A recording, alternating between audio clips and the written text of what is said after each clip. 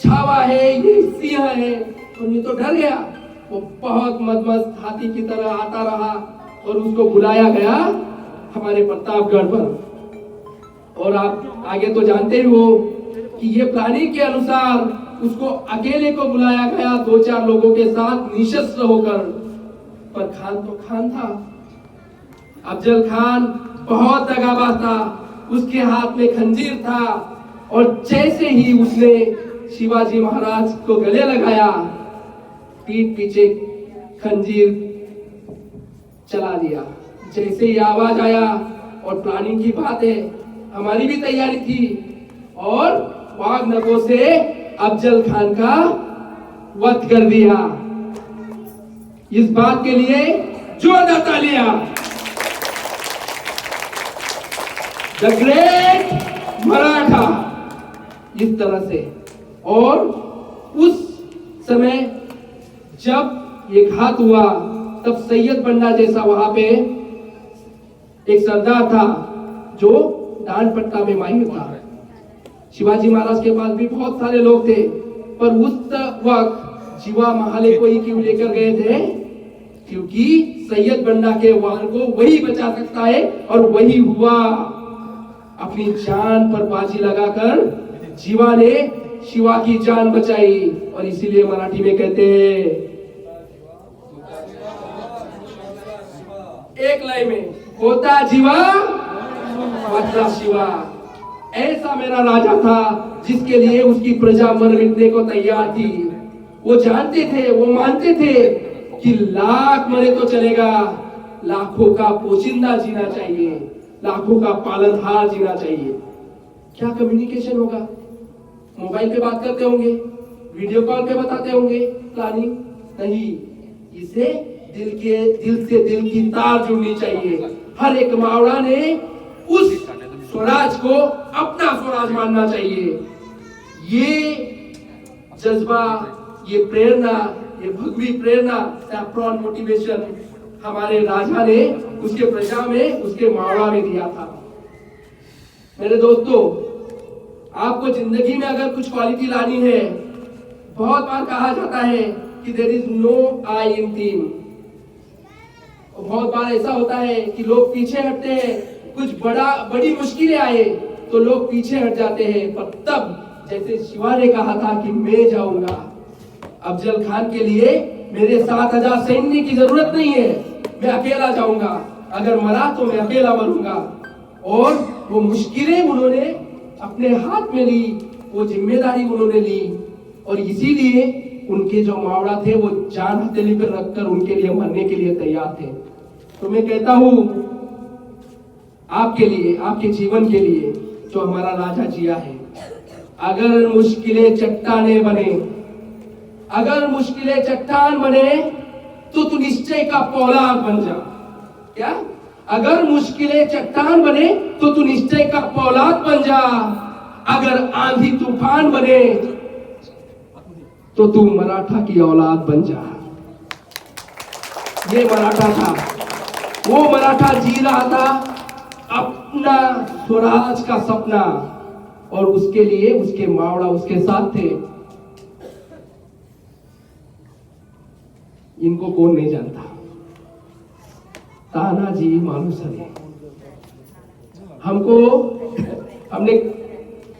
हमको बहुत सारी चीजें बाहर की ही पता रहती, पर इतने सारे इफेक्ट्स, 3D इफेक्ट्स होने के बावजूद भी बाहर ये शौर्य गाथा बनाई नहीं जा सकती। और वो हमारे इतिहास में, सत्य में हमारे पास उपलब्ध है। हमारे रणवीर तानाजी, क्या कहा था उन्होंने? घर में अपने बेटे का शादी का समय होने जा रहा था, पर उन्होंने क्या कहा? कोंढाणा, आधी लग्न कोंढाण्याचं। पहले उन्होंने कोंढाणा जीतने का निश्चय लिया। क्यों? पता है, वो जो कोंढाणा में उदयमान बेटा था ना, वो एक राजपूत कन्या को लेकर वहां पे बैठा था। उसकी शादी के लिए उसकी रजामंदी की राह देख रहा था। और तब मां जिजाऊ ने सोचा उस नराधम को मारना चाहिए। ये नहीं सोचा कि वो किला मेरा होना चाहिए, ये नहीं सोचा ये BMW मेरी होनी चाहिए। कहा कि जो नारी का सम्मान नहीं करता है उसका पतन होना चाहिए, उसे मार गिराना चाहिए। और जब तक मेरा शिवा, मेरे स्वराज का कोई मावड़ा उसे मार कर नहीं आएगा, तब तक मैं पैर की जूती नहीं पहनूंगी, पैरों में चप्पल नहीं पहनूंगी। और उस मां जिजाऊ के पैरों के चप्पल के लिए हमारा रणवीर तानाजी जान की बाजी लगाने के लिए गया, और गया, उसे मार कर भी आया, गढ़ भी लेकर आया। पर क्या करें, गढ़ आया पर हमारा सिंह चला गया। ऐसे जान न्यौछावर करने, एक एक चीज के लिए, हमारी एक एक प्रसंग के लिए एक 3 घंटे की मूवी बनती है। ये है हमारा भगवा मोटिवेशन, ये है हमारी मराठा क्वालिटीज, ये है हमारे मावड़ा। मैं इसके साथ और एक फोटो लगाइए वहां पर। मैं चाहता हूं शिव प्रलय का जो कार्य है बहुत सराहनीय है सर। आप जो बच्चों में शिव प्रलय का जो हमारा ग्रुप है, जो लाठी काठी संस्कार वर्ग उन्होंने चालू किया है, जो देव देश धर्म और संरक्षण के लिए काम कर रहा है। और सर ने मुझे अभी बताया कि सिर्फ इतिहास बताने की बात नहीं है, उसे हम जीवन में कैसे लाए ये ज्यादा जरूरी है। तो शिव प्रलय के लिए जोरदार तालियां आपसे हो जानी चाहिए।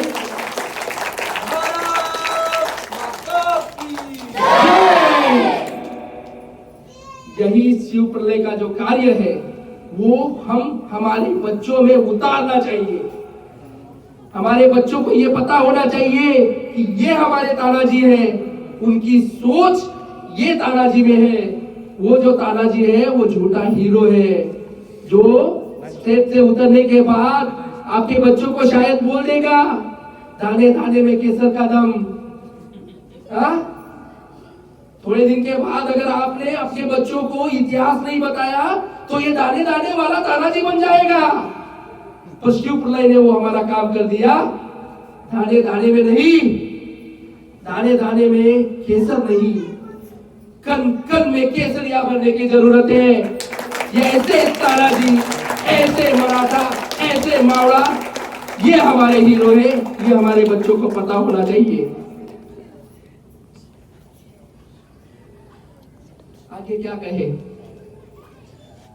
और एक नरवीर जिसने पावन खिंड को पावन कर दिया अपने बलिदानों से। 300 मूवी किसने देखा है? पुराना हो गया क्या बहुत सारा? शायद मैं पुराना हो गया बहुत। मैंने देखा था। वाह क्या ग्लैमरस, कितना बड़ा मूवी, कितना अच्छा लगता था। 300 लोगों ने इतने बड़े साम्राज्य का, इतने बड़े सैन्य का विरोध किया, और लोग कहते हैं कि ये सबसे पहली क्रांति, सबसे बड़ी क्रांति है। पर एक बार हुआ ऐसा कि हमारे राजा के किले को घेरा हुआ था, और जब हमारी रसद तोड़ दी गई थी तो वहां हमें एक मौका लेने का चांस था कि हमारे राजा 600 मावड़ाओं के साथ एक किले से निकलकर दूसरे किले में शिफ्ट होने वाले थे। रात की इसमें कितना जोखिम भरा काम था, सिर्फ 600 मावड़ाओं के साथ। पर मुश्किलें तो उसके लिए चट्टान की तरह थी। सिर्फ 600 मावड़ाओं के काम नहीं चला, आगे वाला जो किला जिसमें वो शिफ्ट होने वाले थे, उस किले में ऑलरेडी एक घिराव बना हुआ था, और दूसरा एक सरदार जो था वो 5000 का सैन्य लेकर उनके आगे आकर खड़ा होने वाला था। क्या करें, दुविधा मनस्थिति। क्या किया हमारे बाजी प्रभु ने कहा, राजा लाख बने तो चलेगा, लाखों का पालनहार जीना चाहिए।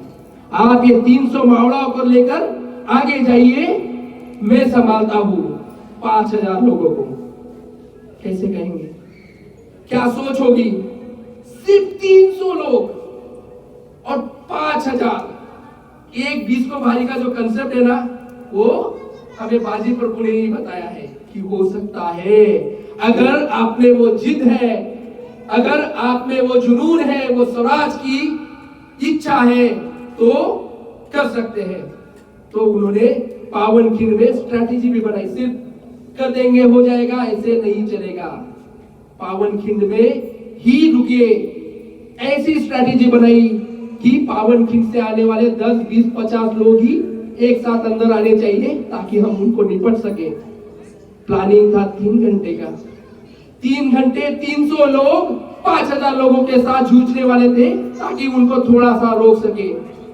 और अगले किले से जब तक आवाज नहीं आती तब तक एक भी फिरंगी अंदर जाना नहीं चाहिए। तो क्या हुआ? 3 घंटा, 4 घंटा, 5 घंटा नहीं, पूरा 9-10 घंटा ये युद्ध चला, जब तक हमारे बाजी प्रभु के शरीर का एक कतरा भी बाकी नहीं था जिसमें खून का बूंद पहुंची नहीं थी, जहां जख्म नहीं हुई थी। पर क्या यमराज को भी रोक कर रखा था, जब तक मेरा राजा वहां पहुंच नहीं जाता, सुरक्षित हो नहीं जाता, तब तक मैं जान नहीं छोड़ूंगा। हुआ वैसे ही। जैसे ही तोप की आवाज सुनी तो हमारे बाजी प्रभु ने अपनी जान छोड़ी। भीष्म पितामह हमको पता है उनकी इच्छा मरण थी, पर इस हमारे भीष्म पितामह को हमें हमेशा याद रखना चाहिए। ये हमारे बच्चों को हमने दिखाना चाहिए कि ऐसा भी हो सकता है कि जान, मातृभूमि के लिए जान देने के लिए कितनी इच्छा, कितनी तत्परता होनी चाहिए। जब युद्ध खत्म हुआ, जब रक्तपात में पड़े हुए मावड़ाओं को उठाने के लिए आए, तब हमारे बाजी प्रभु का शरीर कतरों कतरों में मिला। मतलब सोचिए क्या, किस घटना से वो गुजरे होंगे।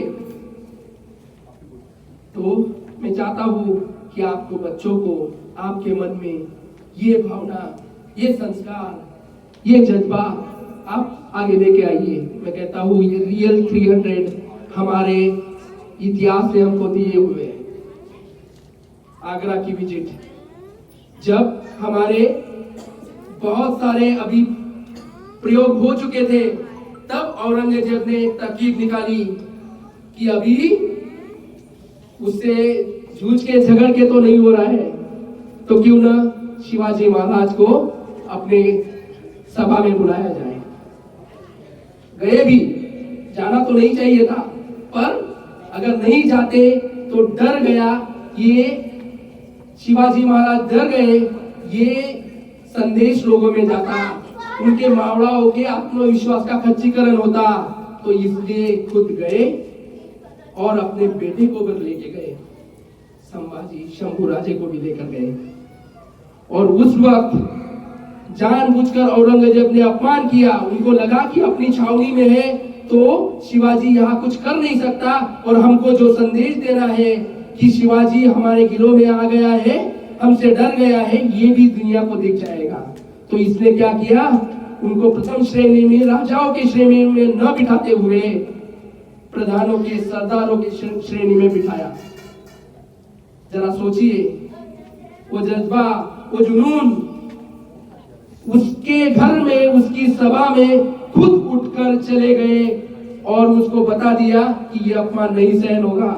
उसने बंदी बना भी लिया, थोड़े दिन में छूटकर भी चले गए।